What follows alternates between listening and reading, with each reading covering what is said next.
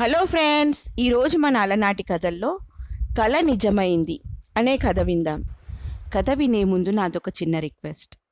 మీరు గనక మా ఛానల్ని మొదటిసారి చూస్తున్నట్లయితే ప్లీజ్ తప్పకుండా సబ్స్క్రైబ్ చేయండి. ఇక కథలోకి వెళ్దాం. చిన్నతనంలోనే తల్లిదండ్రులను పోగొట్టుకున్న కిరీటిని వాడి తాత అష్టకష్టాలు పడి పెంచి పెద్ద చేశాడు.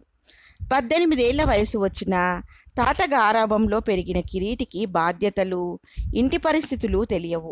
తాత హఠాత్తుగా జబ్బుపడి మంచం పట్టేసరికి వైద్యానికి మందు మాకులకు డబ్బు లేకపోవడంతో అప్పుడు ఇంటి స్థితిగతులు అర్థమైనాయి కిరీటికి డబ్బు కోసం ఇంటిని అమ్మకానికి పెట్టడం తప్ప మరొక దారి కనబడలేదు. అయితే తాత అందుకు అభ్యంతరం చెబుతూ, ఇక ఈ ఘటం వెళ్ళిపోతుందిరా బాబు, నా కోసం ఉన్న ఇంటిని అమ్మి తర్వాత చిక్కుల పాలు కాకు అన్నాడు. నువ్వు లేకుండా నేనెలా బతకగలను తాత? డబ్బు ఏదో విధంగా సంపాదించగలం, కానీ పోయిన ప్రాణాన్ని తిరిగి తేలేం కదా. నువ్వు నా కోసం బతకాలి అంటూ కళ్ళనీళ్లు పెట్టుకున్నాడు కిరీటి. తరువాత వాడు ఇల్లు అమ్మిన డబ్బుతో పట్నం నుండి వైద్యుని రప్పించాడు, మంచి మందులు తెప్పించాడు. అయినా మాసం తిరగకుండానే కన్నుమూశాడు తాత. వైద్యం ఖర్చులకు పోగా మరికొంత డబ్బు చేతిలో ఉండడంతో కిరీటి తాత శ్రాద్ధ కర్మలు ఘనంగా చేశాడు. వారం రోజులు గడిచినాయి. ఇప్పుడు బతుకు తెరువుకు ఏం చేయాలా అన్న సమస్య కిరీటికి ఎదురైంది. వాడు ఒకనాటి ఉదయం వేళ ఊరి బయటకి పోయి ఒక బండరాయి మీద కూర్చుని తన దగ్గర ఉన్న డబ్బు లెక్క చూసుకున్నాడు. సరిగ్గా 20 వెండి కాసులున్నాయి. ఇకపై తను ఎలా బతకాలా అని వాడు చింతిస్తుండగా దారిన వెళుతున్న కోయవాడొకడు కిరీటి మొహంలో మొహం పెట్టి చూసి, మొహంలో రాచబిడ్డ కళ మెరుస్తున్నది, వాలకం చూస్తే పేదవాడిలా కనిపిస్తున్నావు, దిగులు పడకు, మంచి రోజులు ముందున్నాయి అంటూ కిరీటి ముందు కుప్పలా ఉన్న కాసుల్లోంచి ఒకటి తీసుకొని తన దారిన తాను వెళ్ళిపోయాడు. ఆ పగలంతా కోయవాడి మాటల్ని మననం చేసుకుంటున్న కిరీటికి రాత్రి కలలో తల మీద వజ్రాలు పొదిగిన కిరీటం కనిపించి మెలకువ వచ్చింది. దూరంగా తొలికోడి కూస్తున్నది. తెల్లవారుజామున వచ్చిన కలలు నిజమవుతాయని తాత చెప్పిన సంగతి వాడికి గుర్తుకొచ్చింది. తను ఈ ఊళ్ళో ఉంటే రాజు కాగలడం కళ్ళ కదా. కిరీటి ఎప్పటికప్పుడు పుట్టి పెరిగిన ఊరును విడిచి రాజధాని నగరానికి ప్రయాణమయ్యాడు. వాడు 3 పగళ్ళు 3 రాత్రులు పట్టుదలగా నడిచి 4వ రోజు మిట్ట మధ్యాహ్నం వేళకు రాజధాని నగరం చేరాడు. దారి ఖర్చులకు పోగా ఇంకా వాడి దగ్గర 3 కాసులు మాత్రం మిగిలి ఉన్నాయి. ఆకలిగా ఉండడంతో వాడు దాపుల కనిపించిన ఒక పూటకూళ్ళ బసలోకి వెళ్ళాడు. ఆసరికే విస్తళ్లలో 10 మందికి వడ్డన చేస్తున్నది పేదరాశి పెద్దమ్మ. ఆమె కిరీటి దగ్గర ఒక కాసు తీసుకొని ఒక మూల అరిటాకు పరిచి వాడికి కూడా వడ్డన చేసింది. అక్కడ ఉన్న వాళ్ళల్లో 2 తరచూ పూటకూళ్ళ బసకు వచ్చేవాళ్ళు. వాళ్ళల్లో ఒకడు పెద్దమ్మతో, అవును గాని పెద్దమ్మ, నీ మొహంలో ఏదో దిగులు కనిపిస్తున్నదేమిటి? క్రితంసారి వచ్చినప్పుడు మీ రాజుగారు రాచపుండుతో బాధపడుతున్నారని చెప్పావు, అది కానీ ఇంకా నయం కాలేదా అన్నాడు. పెద్దమ్మ దీర్ఘంగా నిట్టూర్చి, పొరుగురాజు ఆస్థాన వైద్యుడి పుణ్యాన మా రాజుగారికి రాచపుండు నయమై గండం తప్పింది. ఇప్పుడు మా యువరాణి పెళ్లి సమస్య వేధిస్తున్నది. ఆమెకు తరచూ ఒకే రకం కల వస్తున్నదట. తను ఒంటరిగా దేవి ఆలయానికి వెళుతుండగా ఒక నల్లత్రాచుపాము ఆమెను కాటువేయబోవడం, ఒక యువకుడు దాని బారి నుండి ఆమెను కాపాడడం రోజూ కలలో కనిపిస్తున్నదట. వచ్చిన సంబంధాలన్నీ తిరస్కరిస్తున్నది. నల్లతాచు నుండి తనను కాపాడిన వాడిని వివాహం చేసుకుంటుందట. ఇంతవరకు దేవి ఆలయానికి పోయే దారిలో ఆమెకు ఒక్కగానొక్క వానపాము కూడా కనబడిన పాపాన పోలేదు అన్నది. అంతా విన్న కిరీటి తన రొట్టె విరిగి నేతిలో పడినంతగా ఆనందపడ్డాడు. వాడు త్వరగా భోజనం ముగించి పాములు పట్టే వాళ్లను వెతుక్కుంటూ బయలుదేరాడు. వాడికి పాముల పాపన్న అనేవాడు కనిపించాడు. కిరీటి వాడి గుడిసె ముందుకు పోయి, నాకు కూరలు పీకిన నల్లతాచు కావాలి, ఉన్నదా అని అడిగాడు. లేకేం, 2 కాసులవుతుంది అన్నాడు పాపన్న.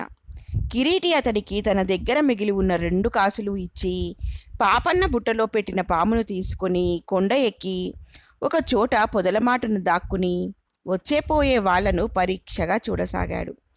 కొంతసేపటికి ఇద్దరు యువతులు దేవి ఆలయానికి పోతూ కనిపించారు. వాళ్లల్లో యువరాణి లేదు. సూర్యాస్తమయమై క్రమంగా చీకటి పడసాగింది. ఆ సమయంలో మిలమిల మెరిసే దుస్తుల్లో యువరాణి దేవి ఆలయానికేసిపోతూ వాడి కంటబడింది. వెంటనే కిరీటి పొదలమాటు నుండి పామును యువరాణి మీద పడేలా విసిరివేశాడు. పాము భుజం మీద పడగానే యువరాణి కెవ్వుమంది. మరుక్షణం కిరీటి పొదలమాటు నుండి ముందుకు దూకి పామును ఒడిసి పట్టుకుని దూరంగా విసిరివేశాడు.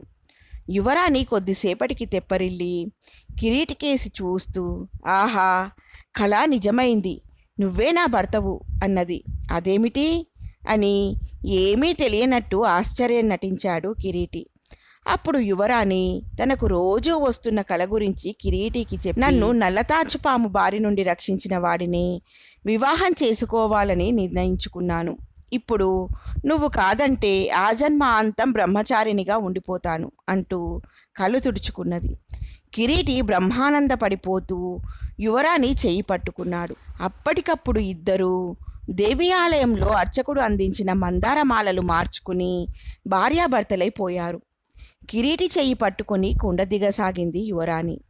ఇదంతా కల అనిపించింది కిరీటికి. ఇద్దరూ తిరిగి పేదరాశి పెద్దమ్మ ఇంట్లోకి అడుగుపెట్టాక ఈ లోకంలోకి వచ్చాడు వాడు. ఇక్కడికి తీసుకువచ్చావేం? పెద్దమ్మ నీకు తెలుసా అని కిరీటి యువరాణిని ఆశ్చర్యంగా అడిగాడు. యువరాణి నవ్వి, అలనాడెప్పుడో గోదావరి పుష్కరాల తొక్కిసలాటలో తల్లిదండ్రుల నుండి వేరుపడి 4 ఏళ్ల పిల్లగా ఈ పెద్దమ్మకు దొరికాను. ప్రేమతో పెంచి ఇంతదాన్ని చేసింది అన్నది. అయితే నువ్వు యువరాణివి కాదా అంటూ విభ్రాంతిగా అడిగాడు కిరీటి. నా పేరు యువరాణియే, అనుమానం దేనికి అంటూ ఆశ్చర్యపోయింది యువరాణి. నువ్వు పెద్దమ్మ పెంపుడు కూతురు అయినప్పుడు ఈ రాచరికపు దుస్తులు నీకెక్కడివి అని అడిగాడు కిరీటి. ఆ ప్రశ్నకు యువరాణి విరగబడి నవ్వుతూ, నేను ఈ దేశపు యువరాణి ప్రధాన సఖిని, ఇష్టసఖిని కదా. ఆ కారణంగా యువరాణి నాకు బాగా పరిచయం. ఆవిడ పాత దుస్తులు అప్పుడప్పుడు అడిగి తీసుకుంటాను అన్నది. వంటగదిలో ఉండి సంభాషణ అంతా విన్న పేదరాశి పెద్దమ్మ పరమానందం చెంది బయటకు వస్తూ యువరాణితో, ఒసే యువరాణి, నా ఒంట్లో ఓపిక తగ్గిపోతున్నది. రాజుగారి వంటశాల లాంటి ఈ పూటకూళ్ళ బసను అల్లుడికి అప్పగించేస్తాను అన్నది. ఈ యువరాణి వచ్చిన సంబంధాలన్నీ వద్దంటున్నది. దీనికి పెళ్లిరాత ఉన్నదో లేదో అని తెగ బెంగ పడ్డావు కదా, ఇప్పుడు సంతోషంగా ఉందా అని అడిగింది యువరాణి. పెద్దమ్మ యువరాణి బుగ్గలు పునికి, ఇక నువ్వు యువరాణివి కాదే, పెళ్ళయింది కదా, రాణివే అన్నది మురిపంగా. స్వతంత్రంగా బతికే ఆధారం దొరికిన కిరీటి ఈ పెళ్లితో నా కల కూడా నిజమైంది. రాణిగారి భర్త రాజే కదా అన్నాడు సంతోషంగా. ఎలా ఉంది ఫ్రెండ్స్ ఈ కథ? బాగుంది కదూ? నచ్చిందా? అయితే లైక్ చేయండి. మీ ఫ్రెండ్స్కి, బంధువులకి ఈ కథలను షేర్ చేయండి. మరిన్ని మంచి మంచి కథల కోసం మా ఛానల్ని తప్పకుండా సబ్స్క్రైబ్ చేయండి. మరొక మంచి కథతో మళ్ళీ కలుద్దాం. ఉంటాను మరి. బాయ్.